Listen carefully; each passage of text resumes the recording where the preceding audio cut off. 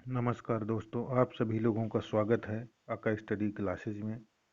आज का चैप्टर है राष्ट्रीय आंदोलन का संगठन 1870 के दशक से 1947 तक, जब भारत आज़ाद हो रहा है। तो कैसे राष्ट्रीय आंदोलन का संगठन हुआ, वो क्या क्या चीज़ें गुजरी जिनसे भारत के लोगों में राष्ट्रवाद की भावना का विकास हो रहा है, कैसे वो राष्ट्रवाद से परिचित हुए और कैसे वो बिखरे हुए लोग धीरे धीरे करके एक हुए, और क्या क्या वो कारण रहे जिनके कारण से उनमें एकीकरण की भावना का विकास हुआ। इन्हीं सब चीज़ों को हम इसमें समझेंगे।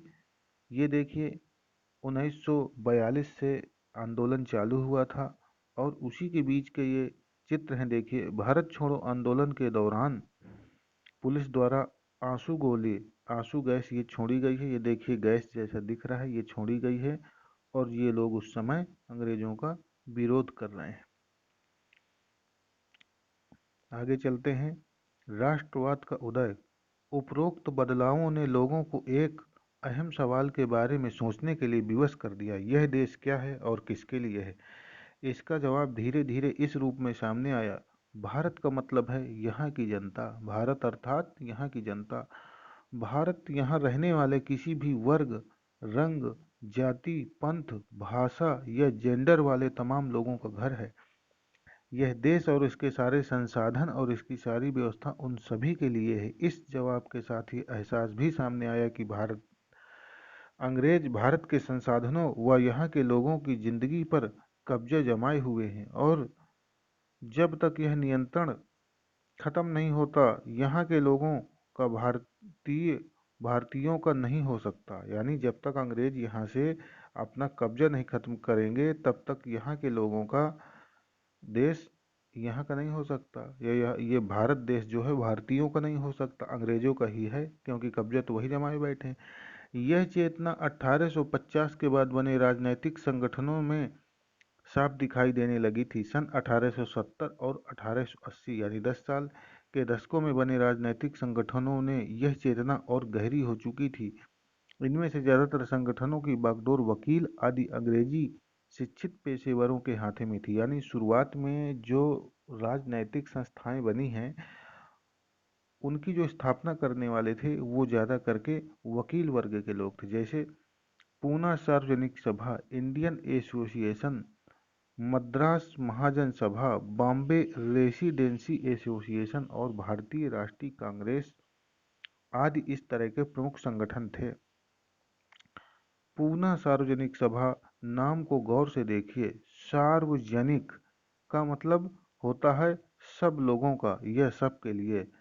सर्व मने सभी और जनिक मने लोगों का। हालांकि इसमें से बहुत सारे संगठन देश के खास हिस्सों में काम कर रहे थे, लेकिन वे अपने लक्ष्य को भारत के सभी लोगों का लक्ष्य बताते थे। उनके मुताबिक उनके लक्ष्य किसी खास इलाके, समुदाय या वर्ग का लक्ष्य नहीं थे। वे इस सोच के साथ काम कर रहे थे कि लोग संप्रभु हों।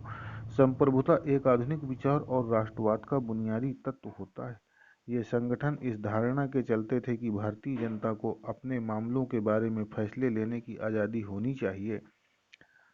सन 1870 और 80 के दशकों में ब्रिटिश शासन के प्रति असंतोष और ज़्यादा गहरा हुआ, जब सन 1878 में आर्म्स एक्ट यानी शस्त्र अधिनियम पारित किया गया, जिसके जरिए भारतीयों द्वारा अपने पास हथियार रखने का अधिकार छीन लिए गया। यानी अब भारत के लोग बंदूक, पिस्तौल वगैरह नहीं रख सकते थे, वो केवल अंग्रेज बस रख सकते थे। उसी साल वर्नाक्यूलर प्रेस एक्ट भी पारित किया गया, जिससे सरकार की आलोचना करने वालों को चुप कराया जा सके। वर्नाक्यूलर प्रेस एक्ट क्या था? इस कानून में प्रावधान था कि अगर किसी अखबार में कोई आपत्तिजनक चीज़ छपती है, उनके लिए आपत्तिजनक चीज़ यही थी कि अंग्रेज चाहते थे कि हमारे विरुद्ध कोई चीज़ ना छापो, बस यही आपत्ति है और कुछ नहीं है। तो सरकार उसकी प्रिंटिंग प्रेस जब्त और प्रेस सहित सारी संपत्ति को जब्त कर सकती है। सन 1883 में सरकार ने इलबर्ट बिल लागू करने का प्रयास किया। कब? 1883 में। इसको लेकर काफ़ी हंगामा हुआ। इस विधेयक में प्रावधान किया गया कि भारतीय न्यायाधीश भी ब्रिटिश या यूरोपीय व्यक्तियों के मुकदमे चला सकते हैं। किसमें? इल्बर्ट बिल में ये प्रावधान हुआ कि जो भारत के न्यायाधीश हैं यानी भारतीय भारतीय व्यक्ति, तो वो अंग्रेजों के भी मुकदमे सुन सकते हैं। यही उनको दिक्कत हो गई। ताकि भारत में काम करने वाले अंग्रेज और भारतीय न्यायाधीशों के बीच समानता स्थापित की जा सके। जब अंग्रेजों के विरोध की वजह से सरकार ने यह विधेयक वापस ले लिया, तो जब ये किया कि भारतीय न्यायाधीश भी सुन सकेंगे, तो अंग्रेजों ने इसका विरोध किया और इसके कारण उनको ये विधेयक वापस लेना पड़ा। तो भारतीयों ने इस बात का काफ़ी विरोध किया। इस घटना से भारत में अंग्रेजों के असली रवैये का पता चलता था कि जो ये नियम कानून बना रहे हैं ये सब ऊपरी दिखावा है, वास्तव में ये क्या चाहते हैं। पढ़े लिखे भारतीयों ने एक अखिल भारतीय संगठन की जरूरत महसूस की है। सन 1880 से ही महसूस की जा रही थी ये बात, परंतु इल्बर्ट विधेयक ने इस चाह को और गहरा कर दिया, क्योंकि जो भेदभाव इन्होंने साफ साफ दिखा दिया न्याय के ही क्षेत्र में, तो वो समझ गए कि अब तो कुछ होने वाला ही नहीं है। सन 1885 में देश भर के 72 प्रतिनिधियों यानी 72 व्यक्तियों ने बम्बई में सभा करके भारतीय राष्ट्रीय कांग्रेस की स्थापना का फैसला लिया। जो कांग्रेस, जिसमें राहुल गांधी सोनिया गांधी है, उसी की बात कर रहा है। संगठन के प्रारंभिक नेता दादा भाई नौरोजी, फिरोज शाह मेहता, बदरुद्दीन तैयबजी, डब्ल्यू सी बनर्जी, सुरेंद्र नाथ बनर्जी। तो सुरेंद्र नाथ बनर्जी 1885 में कांग्रेस में शामिल नहीं हुए थे। जब पहला अधिवेशन हुआ तब उसमें ये शामिल नहीं थे। रोमेश चंद्र दत्त, एस सुब्रमण्यम अय्यर एवं अन्य प्रायः बम्बई और कलकत्ता के ही थे। नौरोजी व्यवसायी और प्रचारक थे। वे लंदन में रहते थे। नौरोजी यानी दादा भाई नौरोजी कुछ समय के लिए ब्रिटिश संसद के सदस्य भी रहे। उन्होंने युवा राष्ट्रवादियों का मार्गदर्शन किया। सेवानिवृत्त ब्रिटिश अफसर A.O. ह्यूम ने विभिन्न क्षेत्रों में भारतीयों को निकट लाने में अहम भूमिका अदा की। कांग्रेस किसके पक्ष में बोलने का प्रयास कर रही थी? जनवरी 1886 में इंडियन मिरर नामक अखबार ने लिखा है कि बम्बई में आयोजित प्रथम राष्ट्रीय कांग्रेस हमारे देश की भावी संसद का केंद्रक है और यह हमारे देशवासियों के लिए अकल्पनीय रूप से लाभकारी परिणामों को जन्म देगी। बदरुद्दीन तैयबजी ने सन 1887 में अध्यक्ष की हैसियत से कांग्रेस को संबोधित करते हुए कहा था, यह कांग्रेस भारत के किसी एक वर्ग या समुदाय के प्रतिनिधियों से मिलकर नहीं बनी है, बल्कि यह भारत के सभी समुदायों की संस्था है। ये कौन कह रहे हैं? ये बदरुद्दीन तैयबजी कह रहे हैं। उभरता हुआ राष्ट्र अक्सर कहा जाता है कि अपने पहले 20 सालों में कांग्रेस अपने उद्देश्य और तरीकों के लिहाज से मध्यमार्गी पार्टी थी। पहले 20 सालों में यानी सन 1885 से 20 जोड़ लीजिए तो 95 और फिर 1905, तो ये हो जाएंगे 20 साल। इस दौरान कांग्रेस ने सरकार और शासन में भारतीयों को और ज़्यादा जगह दिए जाने की आवाज़ उठाई। कांग्रेस का आग्रह था कि विधान परिषदों में भारतीयों को ज़्यादा जगह दी जाए, परिषदों को ज़्यादा अधिकार दिए जाएं और जिन प्रांतों में परिषदें नहीं हैं वहां उनका गठन किया जाए। कांग्रेस चाहती थी कि सरकार में भारतीयों को भी ऊंचे पद दिए जाएं। इस काम के लिए उसने मांग की कि सिविल सेवा के लिए लंदन के साथ साथ भारत में भी परीक्षा आयोजित की जाए। निरस्त करना क्या होता है? किसी कानून को समाप्त करना, किसी कानून की वैधता अधिकृत रूप से समाप्त कर देना। शासन व्यवस्था के भारतीयकरण की मांग नस्लवाद के खिलाफ चल रहे आंदोलन का एक हिस्सा थी, क्योंकि तब तक ज़्यादातर महत्वपूर्ण नौकरियों पर गोरे अफसर यानी अंग्रेजों का ही कब्जा था। अंग्रेज आमतौर पर यह मानकर चलते थे कि भारतीयों को जिम्मेदारी भरे पद नहीं दिए जा सकते, क्योंकि अंग्रेज अफसर अपने भारी भरकम वेतन का एक बड़ा हिस्सा ब्रिटेन भेज देते थे। इसलिए लोगों को उम्मीद थी कि भारतीयकरण से यहाँ की धन संपत्ति भी कुछ हद तक भारत में रुकने लगेगी। भारतीयों की मांग थी कि न्यायपालिका को कार्यपालिका से अलग कर दिया जाए, आर्म्स एक्ट को निरस्त कर दिया जाए और अभिव्यक्ति व बोलने की स्वतंत्रता दी जाए। शुरुआती सालों में कांग्रेस ने कई आर्थिक मुद्दे भी उठाए। उसका कहना था कि भारत में ब्रिटिश शासन की वजह से ही गरीबी और अकाल पड़ रहे हैं। बढ़ते लगान के कारण काश्तकार और जमींदार विपन्न हो गए हैं और अनाजों की भारी निर्यात की वजह से खाद्य पदार्थों का अभाव हो गया है। कांग्रेस की मांग थी कि लगान कम किया जाए, फौजी खर्चों में कटौती की जाए और सिंचाई के लिए ज़्यादा अनुदान दिए जाए। उसने नमक कर विदेशों में भारतीय मजदूरों के साथ होने वाले बर्ताव तथा भारतीयों के कामों में दखलंदाजी करने वाले वन प्रशासन की वजह से वनवासियों की बढ़ती मुसीबतों के बारे में बहुत सारे प्रस्ताव पारित किए। इससे पता चलता है कि पढ़े लिखे संपन्न वर्ग की संस्था होते हुए भी कांग्रेस केवल पेशेवर समूह, जमींदार और उद्योगपतियों के हक में ही नहीं बोल रही थी। मध्यमार्गी नेता जनता को ब्रिटिश शासन के अन्यायपूर्ण चरित्र से अवगत कराना चाहते थे। उन्होंने अखबार निकाले, लेख लिखे और यह साबित करने का भी प्रयास किया कि ब्रिटिश शासन देश को आर्थिक तबाही की ओर ले जा रहा है। उन्होंने अपने भाषणों में ब्रिटिश शासन की निंदा की और जनमत निर्माण के लिए देश के विभिन्न भागों में अपने प्रतिनिधि भेजे, लेकिन मध्यमार्गियों को ये भी लगता था कि अंग्रेज स्वतंत्रता व न्याय के आदर्शों का सम्मान करते हैं, इसलिए वे भारतीयों की न्याय संगत मांगों को स्वीकार कर लेंगे। लिहाजा कांग्रेस का मानना था कि सरकार को भारतीयों की भावना से अवगत कराया जाना चाहिए। स्वतंत्रता हमारा जन्मसिद्ध अधिकार है। सन 1890 के दशक में बहुत सारे लोग कांग्रेस के राजनीतिक तौर तरीकों पर सवाल खड़ा करने लगे थे। बंगाल, पंजाब और महाराष्ट्र में बिपिन चंद्र पाल, बाल गंगाधर तिलक और लाला लाजपत राय जैसे नेता ज्यादा आमूल परिवर्तनवादी उद्देश्य और पद्धतियों के अनुरूप काम करने लगे थे। उन्होंने निवेदन की राजनीति के लिए नरमपंथियों की आलोचना की और आत्मनिर्भरता तथा रचनात्मक कामों के महत्व पर जोर दिया। उनका कहना था कि लोगों को सरकार के नेक इरादों पर नहीं बल्कि अपनी ताकत पर भरोसा करना चाहिए। लोगों को स्वराज्य के लिए लड़ना चाहिए। तिलक ने नारा दिया, स्वतंत्रता मेरा जन्मसिद्ध अधिकार है और मैं इसको लेकर रहूंगा। ये हैं बाल गंगाधर तिलक, जिनका ये चित्र दिया गया है। 1905 में वायसराय करजन ने बंगाल का विभाजन कर दिया। उस वक्त बंगाल ब्रिटिश भारत का सबसे बड़ा प्रांत था। बिहार और उड़ीसा के कुछ भाग भी उस समय बंगाल का हिस्सा हुआ करते थे। अंग्रेजों का कहना था कि प्रशासकीय सुविधा को ध्यान में रखते हुए बंगाल का बंटवारा करना जरूरी था, परंतु इस प्रशासकीय सुविधा का मतलब क्या था, इससे किसको सुविधा मिलने वाली थी? जाहिर है इसका ताल्लुक अंग्रेज अफसरों और व्यापारियों के फायदे से था। लेकिन सरकार ने गैर बंगाली इलाकों को अलग करने की बजाय उसके पूर्वी भागों को अलग करके असम में मिला दिया। पूर्वी बंगाल को अलग करने के पीछे अंग्रेजों का मुख्य उद्देश्य ये रहा होगा कि बंगाली राजनेताओं के प्रभाव पर अंकुश लगाया जाए और बंगाली जनता को बांट दिया जाए। बंगाल के विभाजन से देश भर में गुस्से की लहर फैल गई। मध्यमार्गी और आमूल परिवर्तनवादी कांग्रेस सभी धड़ों में इसका विरोध किया।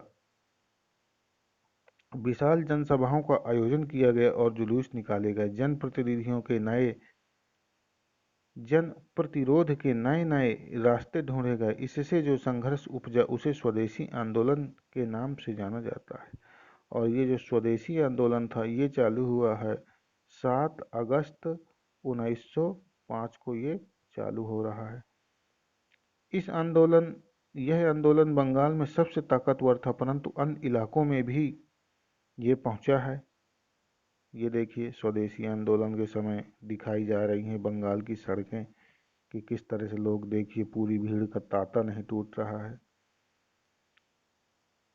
इसकी भारी अनुगूंज सुनाई दी। उदाहरण के लिए आंध्र के डेल्टा इलाकों में इसे वंदे मातरम आंदोलन के नाम से जाना जाता था। स्वदेशी आंदोलन ने ब्रिटिश शासन का विरोध किया और स्वयं सहायता स्वदेशी उद्यमों, राष्ट्रीय शिक्षा यानी अंग्रेजी शिक्षा छोड़ दो, खुद के देश के खुद के स्कूल खुले और उनमें शिक्षा दी जाए, और भारतीय भाषा के उपयोग को बढ़ावा दिया। स्वराज्य के लिए आमूल परिवर्तनवादी ने जनता को लामबंद करने और ब्रिटिश संस्थानों व वस्तुओं के बहिष्कार पर जोर दिया। कुछ लोग ब्रिटिश शासन को उखाड़ फेंकने के लिए क्रांतिकारी हिंसा के समर्थक थे। 20वीं शताब्दी के प्रारंभिक दशकों में कई दूसरी महत्वपूर्ण घटनाएं भी घटी। 1906 में क्या हुआ? मुसलमान जमींदारों और नवाबों के एक समूह ने ढाका में ऑल इंडिया मुस्लिम लीग का गठन किया। लीग ने बंगाल विभाजन का समर्थन किया। लीग की मांग थी कि मुसलमानों के लिए अलग निर्वाचन की व्यवस्था की जाए। 1909 में ही सरकार ने यह मांग को स्वीकार कर ली। अब परिषदों में कुछ सीटें मुसलमान उम्मीदवारों के लिए आरक्षित कर दी गई, जिन्हें मुस्लिम मतदाताओं द्वारा ही चुनकर भेजा जाना था। इससे राजनेताओं में अपने धार्मिक समुदाय के लोगों को अपना राजनैतिक समर्थक बनाने का लालच पैदा हो गया। 1907 में कांग्रेस टूट गई। मध्यमार्गी धड़ा बहिष्कार की राजनीति के विरुद्ध था। इन लोगों का मानना था कि इसके लिए बल प्रयोग की आवश्यकता होती है, जो कि सही नहीं है। संगठन टूटने के बाद कांग्रेस पर मध्यमार्गी का दबदबा बन गया, जबकि तिलक के अनुयायी बाहर से काम करने लगे। दिसंबर 1915 में दोनों खेमों में एक बार फिर एकता स्थापित हुई, यानी 1907 में कांग्रेस दो हिस्सों में बढ़ गई है और वही कांग्रेस 1915 दिसंबर 1915 में जुड़ गई है। अगले साल कांग्रेस और मुस्लिम लीग के बीच ऐतिहासिक लखनऊ समझौता ये हुआ है 1916 में पर दस्तखत हुए और दोनों संगठनों ने देश में प्रतिनिधिक सरकार के गठन के लिए मिलकर काम करने का फैसला किया। जन राष्ट्रवाद का उदय 1919 के बाद अंग्रेजों के खिलाफ चल रहा संघर्ष धीरे धीरे एक जन आंदोलन के रूप में तब्दील होने लगा। किसान, आदिवासी, विद्यार्थी, महिलाएं बड़ी संख्या में इस आंदोलन से जुड़ते गए। कई बार औद्योगिक मजदूरों ने भी आंदोलन में योगदान किया। 20 के दशक से कुछ खास व्यावसायिक समूह भी कांग्रेस को सक्रिय समर्थन देने लगे थे। ऐसा क्यों हुआ? पहले विश्व युद्ध में भारत की आर्थिक और राजनैतिक स्थिति बदल दी थी। इस युद्ध की वजह से ब्रिटिश भारत सरकार के रक्षा व्यय में भारी इजाफा हुआ था। इस खर्चे को निकालने के लिए सरकार ने निजी आय और व्यावसायिक मुनाफे पर कर बढ़ा दिया था। सैनिक व्यय में इजाफे तथा युद्धक आपूर्ति की वजह से जरूरी कीमतों की चीज़ों में भारी उछाल आया और आम लोगों की जिंदगी मुश्किल होती गई। दूसरी ओर व्यावसायिक समूह युद्ध से बेहिसाब मुनाफा कमा रहे थे। जैसा कि आप अध्याय 6 में देख चुके हैं, इस युद्ध में औद्योगिक वस्तुएं, जूट के बोरे, कपड़े और चमड़े के जूते की भी उस समय डिमांड थी। पटरियां की मांग बढ़ा दी और अन्य देशों से भारत आने वाले आयात में कमी ला दी गई। इस तरह युद्ध के दौरान भारतीय उद्योगों का विस्तार हुआ और भारतीय व्यावसायिक समूह विकास के लिए और अधिक अवसरों की मांग करने लगे। युद्ध ने अंग्रेजों को अपनी सेना बढ़ाने के लिए विवश कर दिया। एक विदेशी युद्ध की खातिर गांव में सिपाहियों की भर्ती के लिए दबाव डाला जाने लगा। बहुत सारे सिपाहियों को दूसरे देशों में युद्ध के मोर्चे पर भेज दिया गया। इनमें से बहुत सारे सिपाही युद्ध के बाद यह समझदारी लेकर लौटे कि साम्राज्यवादी शक्तियां एशिया और अफ्रीका के लोगों का किस तरह शोषण कर रही हैं। फलस्वरूप ये लोग भी भारत में औपनिवेशिक शासन का विरोध करने लगे। इसके अलावा सन 1917 में रूस में क्रांति हो गई। इस घटना के चलते किसानों और मजदूरों के संघर्षों का समाचार तथा समाजवादी विचार बड़े पैमाने पर फैलने लगे थे, जिससे भारतीय राष्ट्रवादियों को नई प्रेरणा मिलने लगी। महात्मा गांधी का आगमन इसी बीच में हो रहा है। कब हो रहा है? इन्हीं हालात में महात्मा गांधी एक जननेता के रूप में सामने आए। गांधी जी 46 साल की उम्र में सन 1915 में दक्षिण अफ्रीका से भारत लौटे। ये 9 जनवरी को लौटे थे। वे वहां पर नस्ल भेदी पाबंदियों के खिलाफ अहिंसक आंदोलन चला रहे थे और अंतर्राष्ट्रीय स्तर पर उनकी अच्छी मान्यता थी, यानी ख्याति प्राप्त कर लिए थे दक्षिण अफ्रीका में ही, और लोग उनका आदर करते थे। दक्षिण अफ्रीकी आंदोलनों की वजह से उन्हें हिंदू, मुसलमान, पारसी और ईसाई, गुजराती, तमिल और उत्तर भारतीय उच्च वर्गीय व्यापारी, वकील और मजदूर सब तरह के भारतीयों से मिलने जुलने का मौका मिल चुका था। महात्मा गांधी ने पहले साल पूरे भारत का दौरा किया। इस दौरान वे वहाँ के लोगों, उनकी ज़रूरतों और हालात को समझने में लगे थे। किनकी? भारतीय लोगों की, यानी भारतीय जनता की। उनके शुरुआती प्रयास चंपारण आंदोलन, जो 17 में चलाया है, खेड़ा और अहमदाबाद के स्थानीय आंदोलनों के रूप में सामने आए। इन आंदोलनों के माध्यम से उनका राजेंद्र प्रसाद, जो कि भारत के हमारे पहले राष्ट्रपति बने हैं, और वल्लभ भाई पटेल से परिचय हुआ। 1918 में अहमदाबाद में उन्होंने मिल मजदूरों की हड़ताल का सफलतापूर्वक नेतृत्व किया और इसी में उन्होंने भूख हड़ताल का सहारा लिया था। किसमें? अहमदाबाद में। आइए अब हम 1919 से 1922 तक के बीच के आंदोलनों को कुछ गहराई से देखें, जिसमें देखिए पहला एक है रॉलेट सत्याग्रह। सन 1919 में गांधी जी ने अंग्रेजों द्वारा हाल ही में पारित किए गए रॉलेट कानून के खिलाफ सत्याग्रह का आह्वान किया और ये कब किया है? 6 अप्रैल 1919 से किया है। आह्वान किया है। यह कानून अभिव्यक्ति की स्वतंत्रता यानी बोलने की या अपने विचार रखने की स्वतंत्रता जैसे मूलभूत अधिकारों पर अंकुश लगाने और पुलिस को और ज़्यादा अधिकार देने के लिए लागू किया गया था। महात्मा गांधी, मोहम्मद अली जिन्ना तथा अन्य नेताओं का मानना था कि सरकार के पास लोगों की बुनियादी स्वतंत्रताओं पर अंकुश लगाने का कोई अधिकार नहीं है। उन्होंने इस कानून को शैतान की कारतूत और निरंकुशवादी बताया। गांधी जी ने लोगों को आह्वान किया कि इस कानून का विरोध करने के लिए 6 अप्रैल 1919 को अहिंसक विरोध यानी बिना हिंसा के विरोध दिवस के रूप में, अपमान व याचना दिवस के रूप में मनाया जाए और हड़तालें की जाएं। आंदोलन शुरू करने के लिए सत्याग्रह सभाओं का गठन किया जाए, ये उन्होंने मांग की।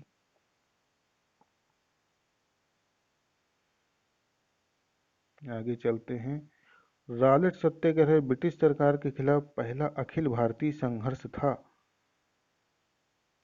हालांकि यह मोटे तौर पर शहरों तक ही सीमित रहा। रॉलेट सत्याग्रह अप्रैल 1919 में पूरे देश में जगह जगह जुलूस निकाले गए और हड़तालों का आयोजन किया गया। सरकार ने इस आंदोलन को कुचलने के लिए दमनकारी रास्ता अपनाया। वैसाखी 13 अप्रैल को अमृतसर में जनरल डायर द्वारा जलियांवाला बाग में किया गया हत्याकांड इसी दमन का हिस्सा था। यानी 13 अप्रैल को अमृतसर में जो हत्याकांड हुआ वो क्या था, रॉलेट एक्ट का ही विरोध कर रहे थे। इस जनसंहार पर रविन्द्रनाथ टैगोर ने अपनी पीड़ा व्यक्त की और गुस्सा जताते हुए नाइटहुड की उपाधि वापस कर दी। किसमें? जलियांवाला बाग हत्याकांड जो 13 अप्रैल 1919 को हुआ है। रॉलेट सत्याग्रह के दौरान लोगों ने ब्रिटिश शासन के खिलाफ हिंदुओं और मुसलमानों के बीच गहरी एकता बनाए रखने का प्रयास किए। महात्मा गांधी भी यही चाहते थे कि उनकी राय में भारत यहाँ रहने वाले सभी लोगों यानी सभी हिंदुओं, सभी मुसलमानों और अन्य धर्मों के लोगों का देश है। उनकी गहरी आकांक्षा थी कि हिंदू और मुसलमान किसी भी न्यायपूर्ण उद्देश्य के लिए एक दूसरे का समर्थन करें। खिलाफत आंदोलन और असहयोग आंदोलन। खिलाफत का मुद्दा इसी तरह एक ज्वलंत मुद्दा था। सन 1920 में अंग्रेजों ने तुर्की के सुल्तान खलीफा पर बहुत सख्त संधि थोप दी। जलियांवाला बाग हत्याकांड की तरह इस घटना का भी भारत के लोगों में भारी गुस्सा था। भारतीय मुसलमान यह भी चाहते थे कि पुराने ऑटोमन साम्राज्य में स्थित पवित्र मुस्लिम स्थानों पर खलीफा का नियंत्रण बना रहना चाहिए। खिलाफत आंदोलन के नेता मोहम्मद अली और शौकत अली अब एक सर्वव्यापी असहयोग आंदोलन शुरू करना चाहते थे। गांधी जी ने उनके आह्वान का समर्थन किया और कांग्रेस से आग्रह किया कि वह पंजाब में हुए अत्याचार यानी जलियांवाला बाग हत्याकांड और खिलाफत के मामले में हुए अत्याचार के विरुद्ध मिलकर अभियान चलाएं और स्वराज्य की मांग करें। गांधी जी ऐसा इसलिए चाहते थे कि यदि खिलाफत में हम मुसलमानों का सहयोग देंगे तो जो हम भारत में आंदोलन चलाएंगे तो उसमें मुसलमान हमारा सहयोग देंगे, और जब दोनों लोग मिल जाएंगे तो संख्या बल हमारा भारत के लोगों का बढ़ जाएगा, तो अंग्रेज मजबूर होंगे हमारी बातें मानने के लिए। सन 1921-22 के दौरान असहयोग आंदोलन को और गति मिली। हजारों विद्यार्थियों ने सरकारी स्कूल कॉलेजों को छोड़ दिया।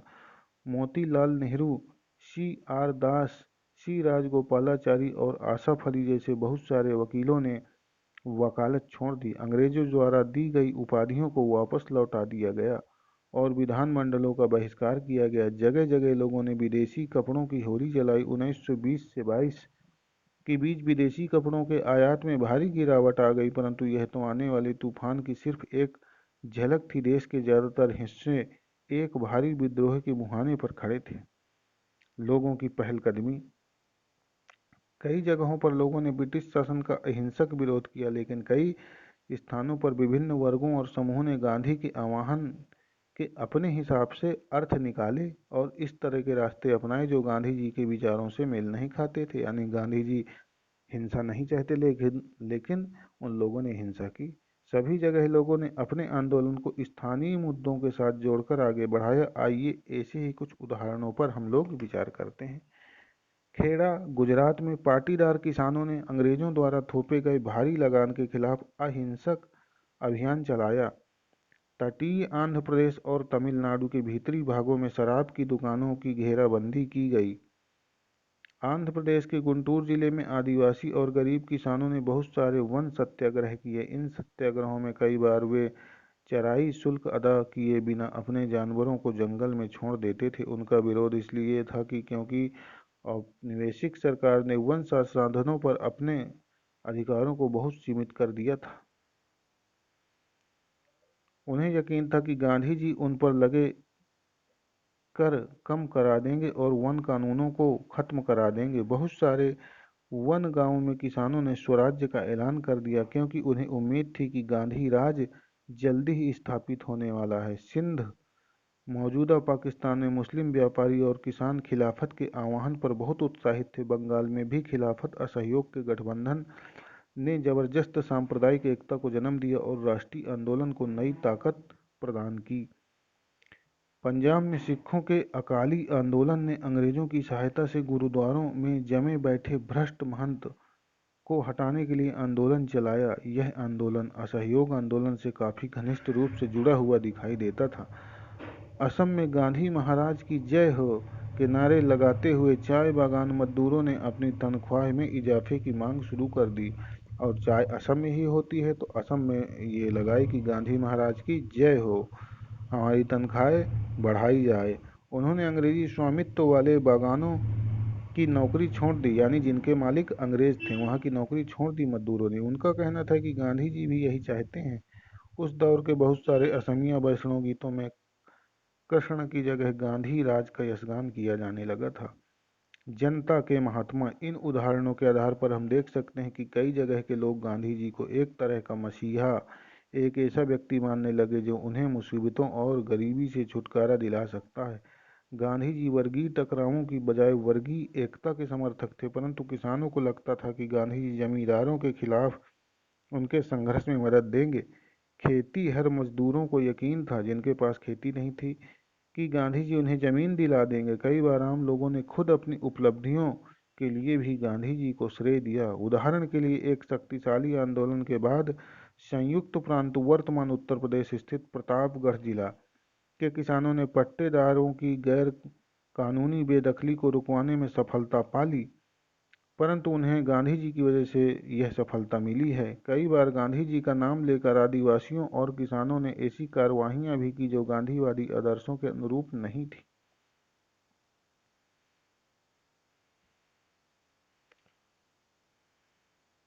इलाहाबाद जिले में किसान आंदोलन पर सीआईडी द्वारा तैयार की गई जनवरी 1921 की रिपोर्ट में एक अंश इस प्रकार है। दूर दराज के गांव में गांधी जी के नाम का सिक्का जितना चलने लगा है उसे देखकर अचंभा होता है। किसी को भी पता नहीं है कि वह कौन है या क्या है, फिर भी सबने मान लिया है कि वे जो कहते हैं वह सही है। उनका जो भी आदेश है वह पूरा होना चाहिए। वह एक महात्मा या साधु, एक पंडित, इलाहाबाद के एक ब्राह्मण, यहाँ तक कि एक देवता हैं। उनके नाम की असली ताकत का अंदाजा इस बात से लगाया जा सकता है कि प्रतापगढ़ के लोग मानते हैं कि उन्होंने ही बेदखली रुकवाई थी। आमतौर पर गांधी जी को लोग सरकार का विरोधी नहीं मानते, बल्कि वो केवल जमींदारों का विरोधी मानते हैं। हम गांधी जी और सरकार के पक्ष में हैं। 1922 से 1929 की घटनाएं। महात्मा गांधी हिंसक आंदोलनों के विरुद्ध थे, यानी हिंसा नहीं होनी चाहिए। इसी कारण फरवरी 1922 में जब किसानों की एक भीड़ ने चौरी चौरा पुलिस थाने पर हमला कर दिया तो उसे जला दिया। किसे? थाने को। तो गांधी जी ने अचानक असहयोग आंदोलन वापस ले लिया। उस दिन 22 पुलिस वाले मारे गए। देखिए घटना है 22 की, 1922 की, और पुलिस वाले भी 22 मारे जा रहे हैं। किसान इसलिए बेकाबू हो गए क्योंकि पुलिस ने उनके शांतिपूर्ण जुलूस पर गोली चला दी थी। जब वो शांति से जुलूस निकालते जा रहे हैं तो गोली नहीं चलानी चाहिए, तो तुम उनको मार रहे तो वो क्यों रुके? तो उन्होंने बदला ले लिया। असहयोग आंदोलन खत्म होने के बाद गांधी जी के अनुयायी ग्रामीण इलाकों में रचनात्मक कार्य शुरू करने पर जोर देने लगे। चितरंजन दास और मोतीलाल नेहरू जैसे अन्य नेताओं ने दलील दी कि पार्टी को परिषद चुनाव में हिस्सा लेना चाहिए और परिषदों के माध्यम से सरकारी नीतियों को प्रभावित करना चाहिए। 20 के दशक के मध्य में गांव में किए गए व्यापक सामाजिक कार्यों की बदौलत गांधीवादियों को अपना जनाधार फैलाने में काफी मदद मिली। 1930 में शुरू किए गए सविनय अवज्ञा आंदोलन के लिए यह जनाधार काफी उपयोगी सिद्ध हुआ। 1930 में कौन सा आंदोलन हो रहा है? सविनय अवज्ञा आंदोलन। भारतीय कम्युनिस्ट पार्टी और हिंदुओं के संगठन राष्ट्रीय स्वयंसेवक संघ आरएसएस की स्थापना 20 के दशक के मध्य की दो महत्वपूर्ण घटनाएं थी। भारत के भविष्य को लेकर इन पार्टियों की सोच में गहरा फर्क रहा है। अपने अध्यापकों की सहायता से उनके विचारों के बारे में पता लगाएं। उसी दौरान क्रांतिकारी राष्ट्रवादी भगत सिंह भी सक्रिय थी। इस दशक के आखिर में कांग्रेस ने क्या किया है भाई, देखते हैं। कांग्रेस ने पूर्ण स्वराज्य का प्रस्ताव पारित किया। जवाहरलाल नेहरू की अध्यक्षता में सन 1929 में पारित किए गए इस प्रस्ताव के आधार पर 26 जनवरी 1930 को पूरे देश में स्वतंत्रता दिवस मनाया गया। और ये 1930 में जो अधिवेशन हुआ था, ये हुआ था लाहौर में ये अधिवेशन हुआ था।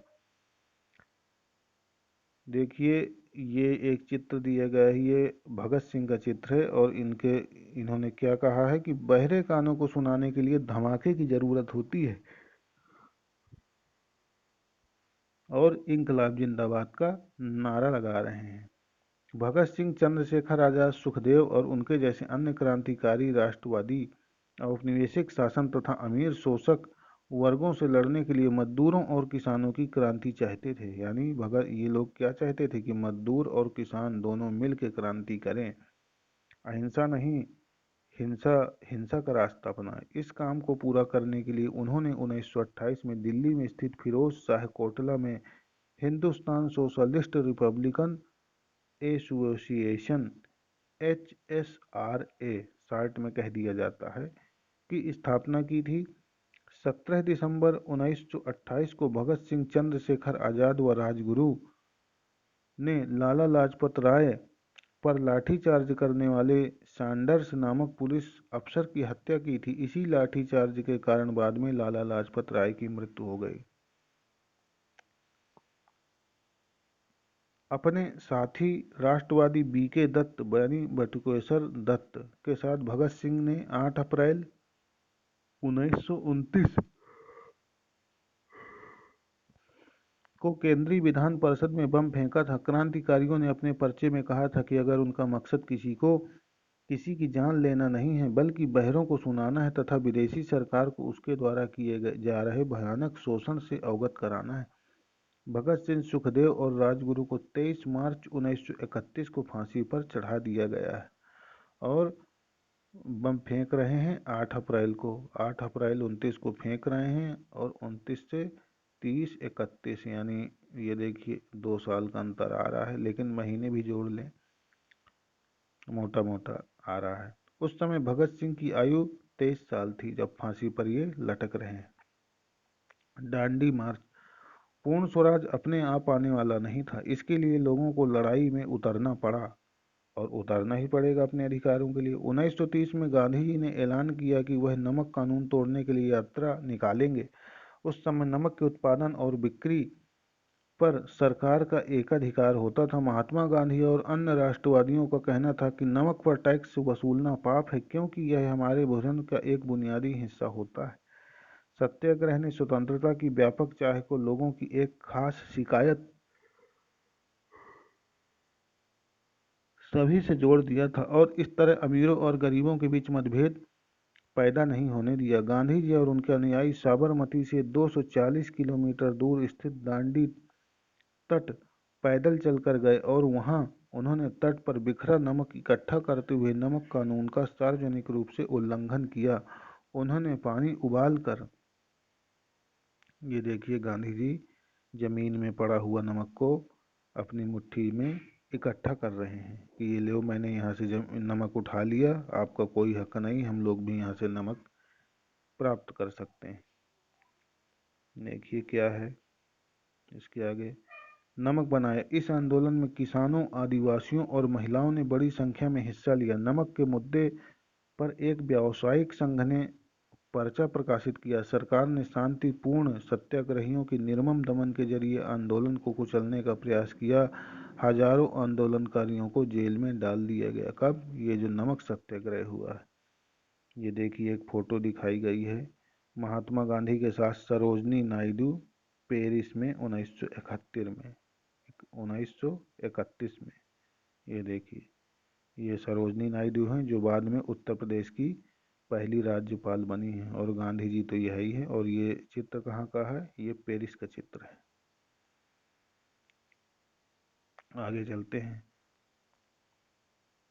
भारतीय जनता के साझा संघर्षों के चलते आखिरकार 1935 के गवर्नमेंट ऑफ इंडिया एक्ट में प्रांतीय स्वायत्तता का प्रावधान किया गया। यानी 1935 एक्ट में प्रांतीय यानी प्रांतों की स्वतंत्रता प्रदान की गई। सरकार ने ऐलान किया कि 1937 में प्रांतीय विधायिकाओं के लिए चुनाव कराए जाएंगे।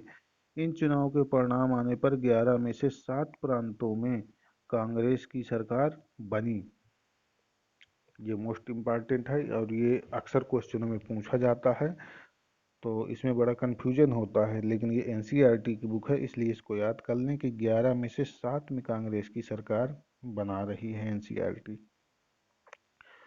प्रांतीय स्तर पर 2 साल के कांग्रेसी शासन के बाद सितंबर 1939 में दूसरा विश्व युद्ध छिड़ गया। हिटलर के प्रति आलोचनात्मक रवैये के कारण कांग्रेस के नेता ब्रिटेन के युद्ध प्रयासों में मदद देने को तैयार थे। इसके बदले में वो चाहते थे कि युद्ध के बाद भारत को स्वतंत्र कर दिया जाए। अंग्रेजों ने यह बात नहीं मानी। कांग्रेसी सरकारों ने विरोध में इस्तीफा दे दिया। 37 में देखिए सरकार बना रहे हैं और 39 में कांग्रेसियों ने इस्तीफा दे दिया। कहाँ बनी थी? 7 जगह उनकी पूर्ण बहुमत से सरकार बनी थी।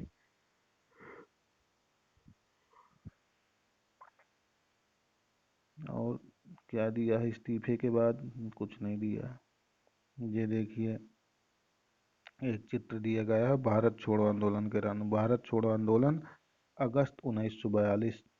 प्रदर्शनकारी हर जगह पुलिस से लोहा ले रहे थे। हजारों लोग गिरफ्तार हुए, 1000 से ज़्यादा लोग मारे गए और असंख्य लोग घायल हुए। ये देखिए, ये अंग्रेज अधिकारी हैं, पुलिस वाले हैं, इनको मार रहे हैं, लेकिन ये विरोध करना नहीं छोड़ रहे हैं। भारत छोड़ो और उसके बाद महात्मा गांधी ने दूसरे विश्व युद्ध के बाद अंग्रेजों के खिलाफ आंदोलन का एक नया चरण शुरू किया। उन्होंने अंग्रेजों को चेतावनी दी कि वे फौरन भारत छोड़ दें। गांधी जी ने भारतीय जनता से आह्वान किया कि करो या मरो सिद्धांत पर चलते हुए अंग्रेजों के विरुद्ध अहिंसक ढंग से संघर्ष करें। गांधी जी और अन्य नेताओं को फौरन जेल में डाल दिया गया। ये बात है 1942 के भारत छोड़ो आंदोलन की। इसके बावजूद यह आंदोलन फैलता गया। किसान और युवा इस आंदोलन में बड़ी संख्या में शामिल हुए। विद्यार्थी अपनी पढ़ाई लिखाई छोड़कर आंदोलन में कूद पड़े। देश भर में संचार तथा राजसत्ता के प्रतीकों पर हमले हुए। बहुत सारे इलाकों में लोगों ने अपनी सरकार का गठन कर लिया। सबसे पहले अंग्रेजों ने बर्बर दमन का रास्ता अपनाया। सन 1943 के अंत तक 90,000 से ज़्यादा लोग गिरफ्तार किए गए थे और लगभग 1,000 लोग पुलिस की गोली से मारे गए। यानी 42 से चालू हुआ था, अब 42 से 43, यानी 1 साल का मोटा मोटा मानो तो 1,000 आदमी मारे गए। बहुत सारे इलाकों में हवाई जहाज़ों से भी भीड़ पर गोलियां बरसाने के आदेश दिए गए, परंतु आखिरकार इस विद्रोह ने ब्रिटिश राज को घुटने टेकने के लिए मजबूर कर दिया। स्वतंत्रता और विभाजन की ओर 1940 में मुस्लिम लीग ने देश के पश्चिमोत्तर तथा पूर्वी क्षेत्रों में मुसलमानों के लिए स्वतंत्र राज्यों की मांग करते हुए एक प्रस्ताव पारित किया। इस प्रस्ताव में विभाजन या पाकिस्तान का जिक्र नहीं था। मुस्लिम लीग ने उपमहाद्वीप के मुसलमानों के लिए स्वायत्त व्यवस्था की मांग क्यों की थी? 1930 के दशक के आखिरी सालों में लीग मुसलमानों और हिंदुओं को अलग अलग राष्ट्र मानने लगी थी। इस विचार तक पहुंचने में 20 और 30 के दशकों में हिंदुओं और मुसलमानों के कुछ संगठनों के बीच हुए तनाव, देखते हैं आगे कहाँ से मिल रहा है चैप्टर।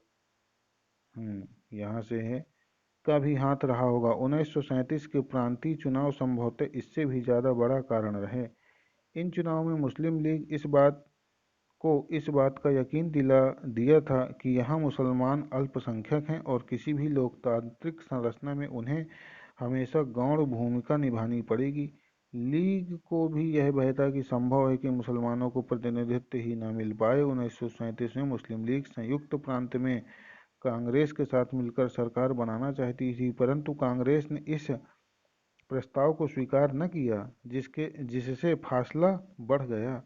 30 के दशक में मुस्लिम जनता को अपने साथ लामबंद करने में कांग्रेस की विफलता ने भी लीग को अपना सामाजिक जनाधार फैलाने में मदद की। 40 के दशक में शुरुआती सालों में जिस समय कांग्रेस के ज़्यादातर नेता जेल में थे, यानी कब, जब स्वतंत्र हो रहा है भारत, उस समय लीग ने अपना प्रभाव फैलाने के लिए तेजी से प्रयास किए।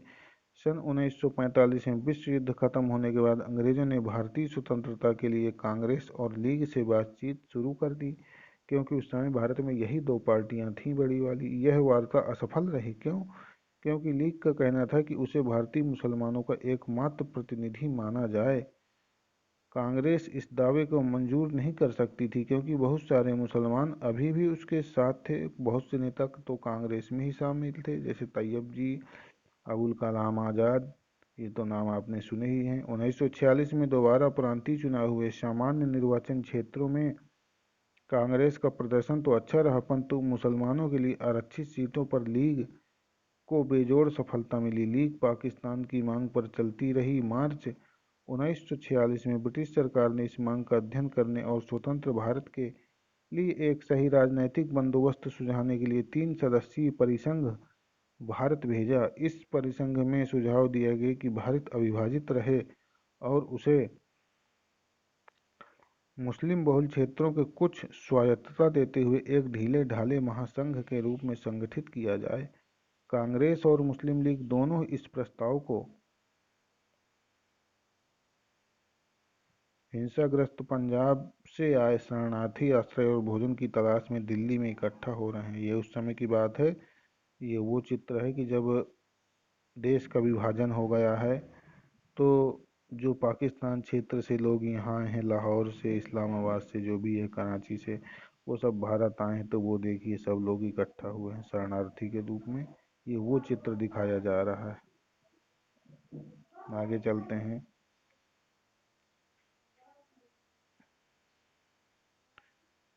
ये यहाँ से है। ये है कांग्रेस और मुस्लिम लीग दोनों ही इस प्रस्ताव के कुछ खास प्रावधानों से सहमत नहीं थे। अब देश का विभाजन अवश्यंभावी हो गया। कैबिनेट मिशन की इस विफलता के बाद मुस्लिम लीग ने पाकिस्तान की अपनी मांग मनवाने के लिए जन आंदोलन शुरू करने का फैसला लिया। उसने 16 अगस्त 1946 को प्रत्यक्ष कार्यवाही दिवस मनाने का निर्णय लिया। प्रत्यक्ष कार्यवाही दिवस मनाया गया 16 अगस्त को। इसी दिन कलकत्ता में दंगे भड़क उठे, जो कई दिन चलते रहे। इन दंगों में हजारों लोग मारे गए। मार्च 1947 तक उत्तर भारत के विभिन्न भागों में भी हिंसा फैल गई। कई लाख लोग मारे गए। असंख्य महिलाओं को विभाजन की इस हिंसा में अकथनीय अत्याचारों का सामना करना पड़ा। करोड़ों लोगों को अपने घर बार छोड़कर भागना पड़ा। अपने मूल स्थानों से बिछड़कर ये लोग रातों रात अजनबी जमीन पर शरणार्थी बनकर रह गए। विभाजन का नतीजा यह भी हुआ कि भारत की शक्ल सूरत बदल गई, उसके शहरों का माहौल बदल गया और एक नए देश पाकिस्तान का जन्म हुआ। इस तरह ब्रिटिश शासन से स्वतंत्रता का यह आनंद विभाजन की पीड़ा और हिंसा के साथ हमारे सामने आया। तो यहाँ से ये चैप्टर जो है ख़त्म हो रहा है।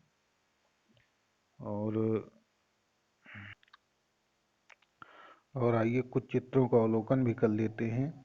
देखिए इस चित्र में ये गांधी जी यहाँ से भाषण दे रहे हैं, और ये हैं मौलाना अबुल कलाम आज़ाद, जो कांग्रेस के अध्यक्ष रहे हैं। 1942 से लेके 46 तक रहे हैं अध्यक्ष, एक लंबे कार्यकाल तक, यानी सबसे ज़्यादा समय तक, सर्वाधिक लंबी अवधि तक कांग्रेस के अध्यक्ष बनने वाले यही व्यक्ति हैं जो बैठे हैं। एक और चित्र देखते हैं हम लोग।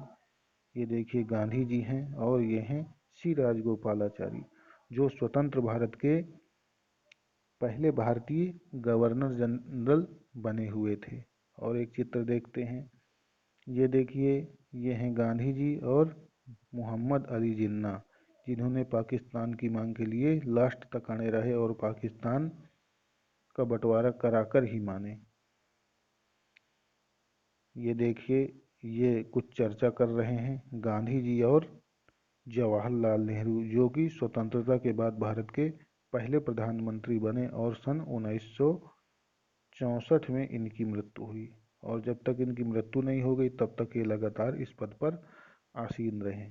तो इस प्रकार से इस चैप्टर को हम लोग यहीं पे समाप्त करते हैं और उम्मीद करता हूँ आप लोगों को ये अध्याय समझ में आया होगा। और यदि एनसीईआरटी की कक्षा 6, 7 और 8 की इतिहास के पुराने चैप्टर का आप लोगों को अवलोकन करना हो तो कृपया कर इस चैनल की प्लेलिस्ट में जाकर विजिट कर सकते हैं। वहाँ पर आप उन चैप्टरों का भी अवलोकन कर सकते हैं। यदि पसंद आया हो तो इस चैनल को सब्सक्राइब करें, लाइक करें और शेयर अवश्य करें। धन्यवाद।